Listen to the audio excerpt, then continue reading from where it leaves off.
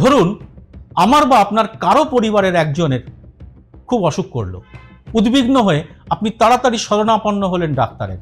তিনি রোগীকে পরীক্ষা করে ওষুধ লিখে দিলেন। আপনি সেই ওষুধ কিনে রোগীকে খাইয়ে তার মাথার কাছে ঠায় বসে রইলেন। ভাবলেন ওষুধ তো পড়েছে, এবার সেরে উঠবে আপনার প্রিয় মানুষটি। কিন্তু কোথায় কি, ঘড়ির কাঁটা ঘুরছে, রোগীর পরিস্থিতি ভালো হওয়ার চেয়ে যাচ্ছে খারাপের দিকে। আপনি ছুটলেন ডাক্তারের কাছে, তিনিও চিন্তায় পড়ে গেলেন। এরকম তো হওয়ার কথা নয়। ডাক্তারবাবু বারবার জানতে চাইলেন কি কোম্পানির ওষুধ কিনেছেন। তিনি পাল্টে দিলেন কোম্পানিটিকে। পরে অন্য কোম্পানির তৈরি একই ওষুধ রোগীকে দিয়ে দেখা গেল তাতে কাজ হচ্ছে। মানে খুব সহজ করে বলতে গেলে, প্রথমে আপনি যে ওষুধটি রোগীকে দিয়েছিলেন তা ছিল নিম্নমানের। মানে ওষুধের মধ্যে যেসব উপাদান থাকা উচিত তা ছিল অনেকটাই কম পরিমাণে। ওষুধটির গুণগত মান খারাপ হওয়ায় সেটি ঠিকমতো কাজ করেনি, আর তাই রোগীর চিকিৎসার অনেক মূল্যবান সময় নষ্ট হয়েছে। এতে পরিস্থিতি কতটা খারাপ হতে পারত তা তো জলের মতো পরিষ্কার। কিন্তু এই কথা এলো কেন? এলো এই কারণে, আপনি যে ওষুধটি কিনেছেন, যার উপরে ভরসা করেছেন, সেটি যদি খারাপ হয় তবে ওষুধ কোম্পানিকে আপনি শাস্তি দিতে চাইবেন না? অন্তত আর কারো ক্ষেত্রে যেন এরকম না হয় সেটা তো চাইবো আমরা সবাই। জেলে পাঠাতে হবে ওই ওষুধ প্রস্তুতকারীদের। সেই আইনই তো এতদিন ছিল আমাদের দেশে, কিন্তু হঠাৎ পাল্টে গেল এই আইন। সম্প্রতি লোকসভা এবং রাজ্যসভায় বিল এনে পাল্টে দেওয়া হয়েছে এই আইনটি। এই নতুন আইনে আপনি ওই নিম্নমানের ওষুধ প্রস্তুতকারীদের আর জেলে পাঠাতে পারবেন না। ওষুধ নিম্নমানের প্রমাণিত হলে শুধুমাত্র কিছু টাকা জরিমানা দিয়েই ছাড়া পেয়ে যাবে ওই সংস্থাটি। হ্যাঁ, এটাই হচ্ছে সবচেয়ে বড় কথা। নয়া আইনে এটিকে কোনো অপরাধ বলেই আখ্যা দেওয়া হবে না। আইনের ভাষায় যাকে বলে ডিক্রিমিনালাইজ করে দেওয়া। আর এর সঙ্গে নির্বাচনী বন্ডে কোটি কোটি টাকা চাঁদা দেওয়ার কোনো সম্পর্ক আছে কি? এর মধ্যেই আমরা জেনেছি দেশের 35টি ওষুধ প্রস্তুতকারী সংস্থা প্রায় 1000 কোটি টাকার নির্বাচনী বন্ড কিনে চাঁদা দিয়েছে রাজনৈতিক দলকে। এর মধ্যে 7টি কোম্পানির বিরুদ্ধে নিম্নমানের ওষুধ তৈরির অভিযোগের তদন্ত চলছিল। এই সব কোম্পানির একাধিক ওষুধ ল্যাব টেস্টে ফেলও করেছে, আর তারপরেই তারা বন্ডে কোটি কোটি টাকা চাঁদা দিয়েছে। এই বিষয়টি একটু বিস্তারিতভাবে জেনে রাখার জন্য আপনাকে দেখতে হবে পুরো ভিডিওটি। এ ধরনের কোনো বিষয় নিয়ে আপনার সামনে তথ্য কিন্তু নিয়ে আসবে না কোনো গদি মিডিয়া, কিন্তু আপনাকে তো আপনার অধিকার জানতে হবে। তাই খুব সহজ করে এই অত্যন্ত গুরুত্বপূর্ণ বিষয়টা আপনাদের কাছে তুলে ধরছি। ভিডিওটি ভালো লাগলে লাইক ও শেয়ার করে ছড়িয়ে দেবেন আরো মানুষের কাছে।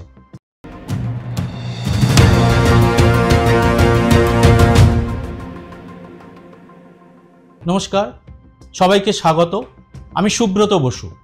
মুনাফার জন্য যাতে কেউ নিম্নমানের ওষুধ তৈরি করে মানুষকে চরম বিপদে না ফেলতে পারে, তার জন্য দরকার খুবই কড়া আইন। কড়া আইন থাকলে আমরা সবাই কিছুটা অন্তত আশ্বস্ত হতে পারি। আমাদের দেশেও এরকম কড়া আইনই হওয়া দরকার, অন্তত আমজনতার স্বার্থে। এবার দেখা যাক আমাদের সরকার কি আইন করেছে আর তা কতটা কড়া সেই প্রসঙ্গে।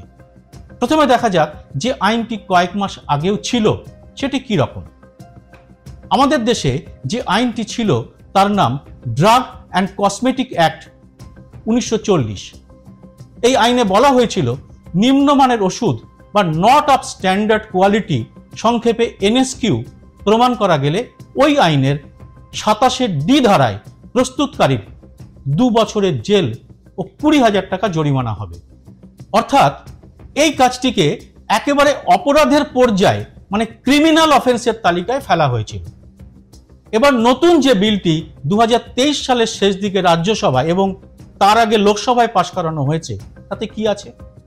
এতে নিম্নমানের ওষুধ প্রমাণিত হলেও প্রস্তুতকারীকে আর জেলে পাঠানো যাবে না, কারণ এতে ওই জেল খাটানোর শাস্তির বিষয়টিই তুলে দেওয়া হয়েছে।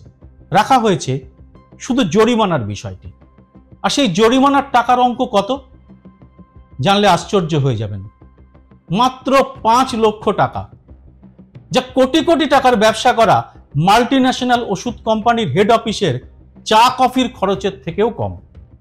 সোজা কথা, এই আইনটিকে আরো সহজ এবং কর্পোরেট ফ্রেন্ডলি করা হলো এবং এই আইনটিকে আর অপরাধের পর্যায়ে রাখা হলো না। আইনের ভাষায় যাকে বলে ডিক্রিমিনালাইজ করা। মানে আমরা যখন রাস্তায় ট্রাফিক আইন ভাঙি তখন সেটি যেমন ঠিক তেমনই সরল হতে চলেছে এই আইনটি। শুধু জরিমানা দিয়েই এই অপরাধের অভিযোগ থেকে মুক্তি পাওয়া যাবে। অবাক হলেন? তাহলে আরো শুনুন। রাজ্যসভায় পাশ করা এই বিলটির নাম কিন্তু বেশ গালভরা। শুনলে মনে হয় আমজনতার তো বড্ড সুবিধে করে দেওয়া হচ্ছে। এর নামটি হচ্ছে জনবিশ্বাস অ্যামেন্ডমেন্ট অ্যান্ড প্রভিশন বিল 2023। এবার আসা যাক নিম্নমানের ওষুধ বা এনএসকিউ কাকে বলবেন। ওষুধের রোগীর কোনো কাজ না হলেই কি সেই ওষুধকে নিম্নমানের বলা যাবে? না, বিষয়টা আরো গভীরে। ধরুন একটি ওষুধের মধ্যে যেসব উপাদান থাকা উচিত তার পরিমাণ একটু কম কম করে দিলেও ওষুধটি মোটামুটি কার্যকর থাকবে। কিরকম? ডাক্তারদের অনেকেরই বক্তব্য উপাদানগুলি মোটামুটি 90% উপরে থাকলেই ওষুধটি কিছুটা হলেও কাজ করবে, আর এর নিচে নেমে গেলে তা ঠিক মতো কাজ করবে না। উন্নত মানের ওষুধে উপাদানগুলির পরিমাণ প্রায় 100% কাছাকাছি থাকে বলে তার কার্যকারিতা একেবারে ঠিকঠাক থাকে। মানে বলা যায় যেসব ওষুধ প্রস্তুতকারীরা মুনাফা বাড়ানোর জন্য উপাদানের পরিমাণ 8 থেকে 10% কমিয়ে দেয় তাদের কিন্তু আলাদা করে ধরা যাবে না। অথচ উপাদানের পরিমাণ কয়েক শতাংশ কমিয়ে দিলেই বেআইনিভাবে বিপুল মুনাফা করা সম্ভব। এইসব ওষুধে নজর রাখার জন্য সব রাজ্যে ড্রাগ ইন্সপেক্টররা আছেন। সৎ অফিসারদের ভয়ও পেত ওষুধ প্রস্তুতকারীরা, কারণ জেলের ঘানি টানার ভয় ছিল তাদের। আর এখন তা না থাকায় আগামী দিনে এরা বেপরোয়া হয়ে উঠবে বলে আশঙ্কাটা কিন্তু থেকেই যাচ্ছে। আচ্ছা, কেন ছাড় দেওয়া হচ্ছে এই ওষুধ প্রস্তুতকারীদের? এবার আসা যাক সেই প্রসঙ্গে। আমরা ভাবছিলাম 2 বছরের সাজাটাকে বাড়িয়ে সরকার বোধহয় 20 বছর করবে, আর 20,000 টাকার জরিমানাও 200 কোটি টাকা করে দেওয়া হবে। তাতে ভয় তৈরি হতো মুনাফাখোর অসৎ কারবারিদের, অন্তত বাঁচতেন আমাদের মতো সাধারণ মানুষ। কিন্তু এ তো উল্টো হলো। ড্রাগ অ্যান্ড কসমেটিক অ্যাক্টের 42 ধারার 183 প্রভিশনের সংশোধন করে জেলের সাজা তুলে দেওয়ায় কতটা লাভ হলো দেশের মানুষের? এতে কি নিম্নমানের ওষুধের ব্যবসাকেই উৎসাহ যোগানো হলো না? রাজ্যসভায় বিলটি নিয়ে বলার সময় বাণিজ্য মন্ত্রী পীযূষ গোয়েল বলেছেন, দেশ বিশ্বাস পে চলেগা। ঠিকই তো, বিশ্বাস তো করতেই হবে ওষুধ প্রস্তুতকারীদের, কারণ আর তো কোনো উপায়ও থাকছে না হাতে। মন্ত্রী আরো বলেছেন, খুব বড়সড় অপরাধ করলে তার তো জেলে যাওয়াই উচিত, কিন্তু ছোটখাটো ভুল করলে বা প্রথমবার ভুল করলে সেই অফেন্ডারের শাস্তি সরল করা হচ্ছে। এতেই ব্যবসা বাড়বে। ঠিকই তো, আপনি কি করছেন বা কি পরিস্থিতিতে পড়েছেন রোগীকে নিয়ে সেটা খুব বড় বিষয় নয়, বরং মন্ত্রীর ভাষায় ছোটখাটো বিষয়।